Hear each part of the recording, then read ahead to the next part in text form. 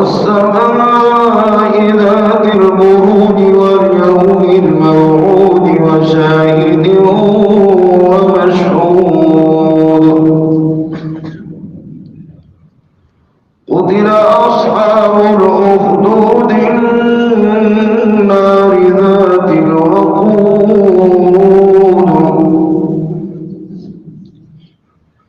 إذ هم عليها قعود وهم على ما يفعلون بالمؤمنين شهود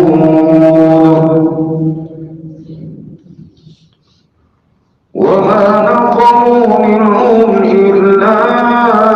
أن يؤمنوا بالله العزيز الحميد. كافها يا عين صاد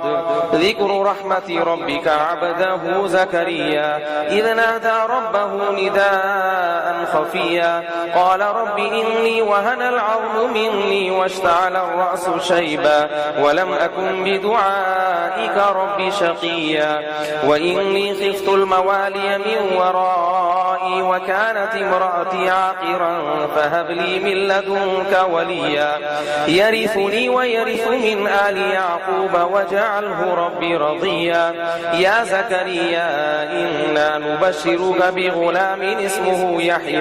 لم نجعل له من قبل سميا قال رب أنى يكون لي غلام وكانت امرأتي عاقرا وقد بلغت من الكبر عتيا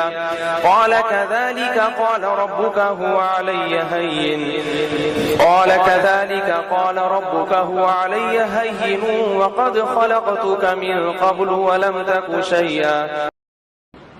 فأما من طغى وآثر الحياة الدنيا فإن الجحيم هي المأوى وأما من خاف مقام ربه ونهى النفس عن الهوى فإن الجنة هي المأوى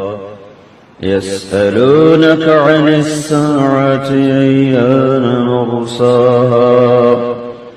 فيما أنت من ذكراها إلى ربك منتهاها إنما أنت منذر من يخشاها كأنهم يوم يرونها لم يلبثوا إلا عشية أو ضحاها.